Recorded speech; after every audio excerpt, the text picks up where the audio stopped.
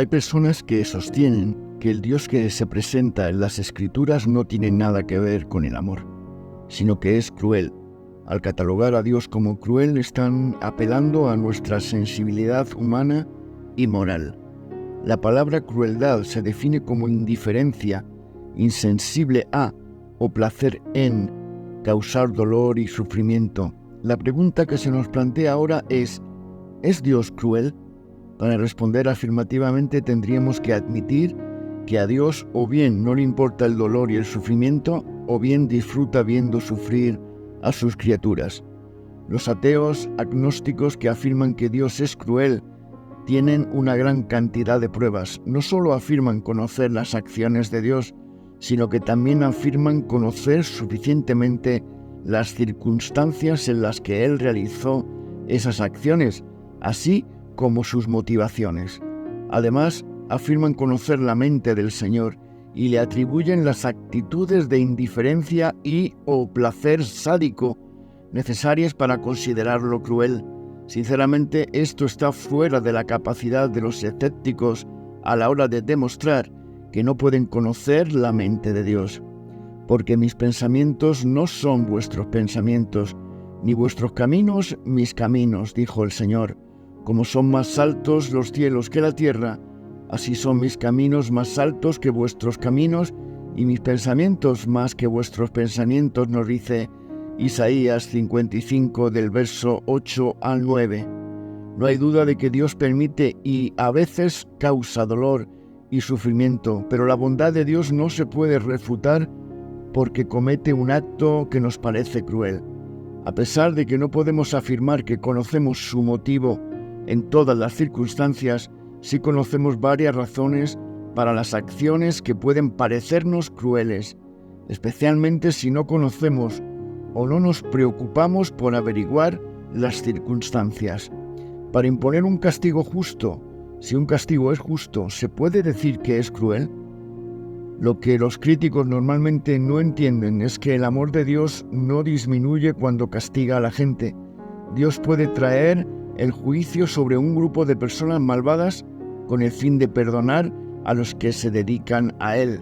Permitir que el mal y las malas acciones queden impunes sería realmente cruel e indicaría una insensibilidad hacia los inocentes.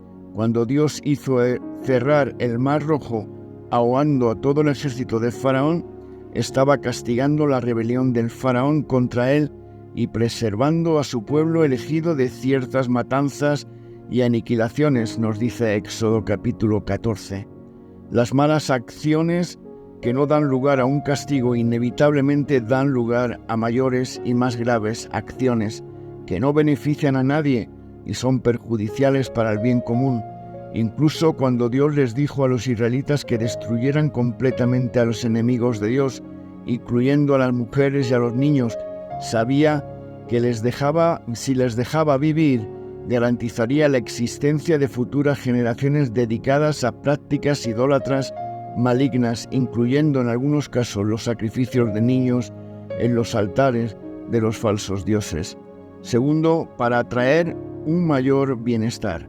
El dolor y el sufrimiento que producen un mayor bienestar algunas veces no pueden ser causados por ningún otro medio. La Biblia nos dice que las pruebas y las dificultades producen cristianos más fuertes y mejores y que debemos tener por sumo gozo cuando las afrontamos. Dios las trae para nuestro beneficio, para refinarnos como el oro en el fuego de la aflicción. El apóstol Pablo vio su propio sufrimiento, agresiones, naufragios, hambre, sed, frío, encarcelamientos como un medio para asegurarse de que siempre sería consciente de su propia debilidad. Recordaría siempre que el poder que actuaba en él era de Dios, no de sí mismo, y nunca se engañaría al confiar en su propio poder. Tercero, para glorificarse a sí mismo. Dios es glorificado gracias al despliegue de sus atributos. Todos estamos de acuerdo en que Él es bastante bueno con nosotros cuando se muestra su amor y su misericordia, pero dado que todos y cada uno de los atributos son santos y perfectos, incluso el despliegue de su ira y enojo lo glorifican, y eso es el objetivo final. su gloria y no la nuestra. Nuestros pequeños y finitos cerebros ni siquiera pueden imaginárselo correctamente. Si leemos la Biblia cuidadosamente en vez de ver a Dios actuando con crueldad, lo veremos obrando gracias al amor que nos tiene. Por ejemplo, el libro de Job frecuentemente es mencionado como un ejemplo de las acciones sádicas de Dios contra un hombre inocente.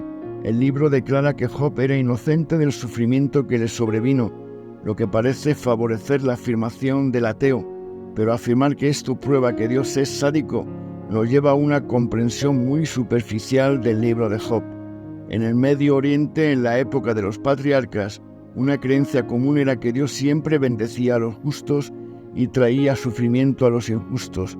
El libro de Job es una polémica contra esa teología. La historia muestra que el punto de vista del hombre sobre la justicia de Dios debía ser modificado. Necesitamos entender que Dios no se limita a usar el sufrimiento como un medio de pago. Él también lo usa para alejar a la gente de las cosas terrenales que los seduce con tanta facilidad. Dios permitió el sufrimiento de un hombre perfectamente inocente, Jesucristo, para llevar a los suyos a la salvación.